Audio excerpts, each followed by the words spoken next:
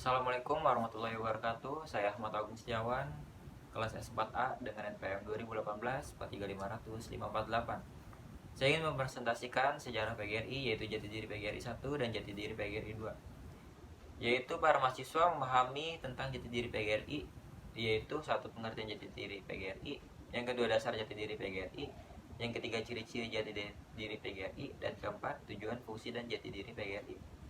Ciri-ciri: identitas, suatu ciri yang menentukan siapa kita tetapi hanya menampilkan hal-hal yang tampak secara lahiriah yang belum tentu menunjukkan pribadi kita sesungguhnya.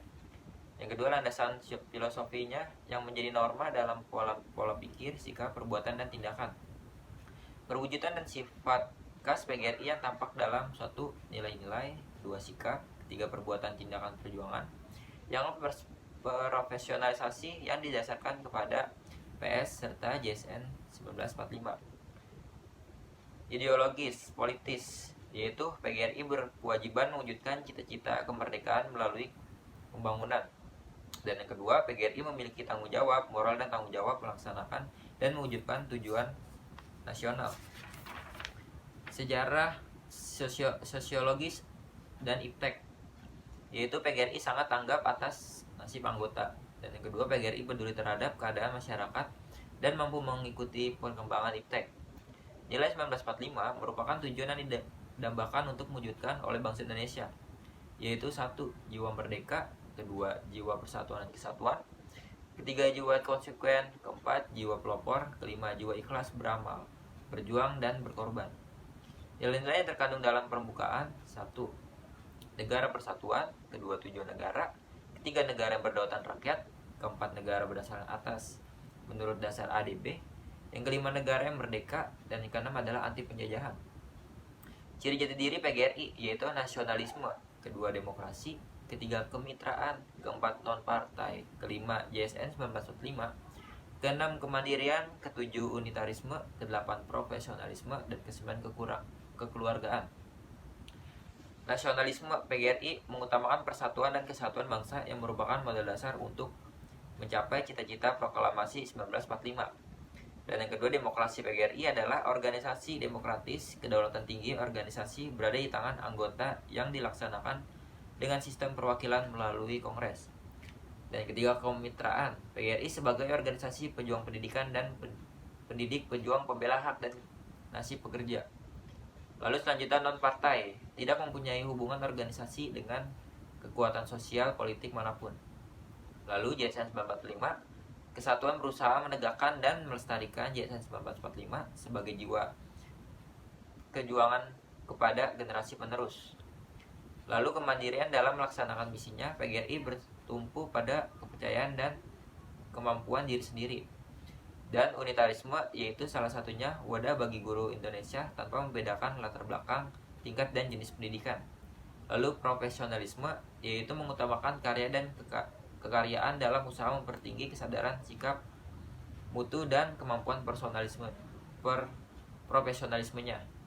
Lalu selanjutnya, kekeluargaan, yaitu menumbuhkan, mengembangkan rasa nasib dan sepenanggungan. Lalu tujuan dari jati diri PGRI yaitu satu, tegaknya keberadaan PGRI, tumbuh rasa bangga ikut memiliki. Lalu tercapainya loyalitas, dedikasi, disiplin. Lalu selanjutnya, memiliki kemampuan dalam mengantisipasi setiap perubahan. Lalu terakhir adalah terwujudnya pengamanan, pengamalan, dan persatuan. Fungsi jati diri yaitu alat memasyarakatkan eksistensi atau misi organisasi. Lalu selanjutnya, sarana perjuangan. Selanjutnya, pembangkit motivasi. Dan terakhir adalah wahana penerapan rasa kebangsaan pada anggota. Misi jati diri yaitu merupakan wahana untuk menampilkan citra, sikap, semangat, dan karakter organisasi. Jati diri PGRI diatur dalam bab 3 pasal 3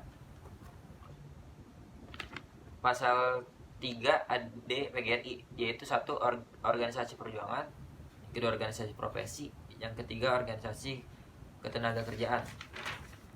Organisasi perjuangan yaitu wadah para guru dalam memperoleh, mempertahankan, meningkatkan, membela hak organisasi sebagai pribadi, anggota masyarakat, warga negara, dan pemangku profesi dan penangku profesi. Yang kedua adalah berjuang untuk mewujudkan hak-hak kaum guru dalam wadah NKRI. Organisasi profesi yaitu mewujudkan keberadaannya di masyarakat. Guru adalah suatu sebutan, satu jabatan, dua posisi, dan tiga profesi seseorang. Sosok guru profesional yaitu ditunjukkan melalui kerja profesionalnya dengan ciri-ciri tanggung jawab, kesejawatan, atau semua guru inovatif. Tercermin dalam kode etik guru. Lalu keahlian diperoleh melalui proses diklat yang diprogramkan khusus. Dan yang kedua adalah tanggung jawab atau akuntabilitas. Dalam melaksanakan seluruh pengabdiannya dituntut memiliki melaksanakan tanggung jawab sebagai guru dalam peserta didik. Terus selanjutnya adalah kesejawatan, rasa kebersamaan di antara semua guru. Lalu inovatif yaitu merupakan sikap organisasi yang dinamis, kreatif, responsif, adaptif, dan inovatif. Lalu adalah organisasi ketenaga kerjaan, yaitu merupakan wadah perjuangan hak asasi guru sebagai pekerja. Lalu kesejahteraan yaitu sebagai suatu kondisi yang utuh, seimbang, dan wajar. Lalu imbalan jasa diberikan atas kinerja guru sesuai dengan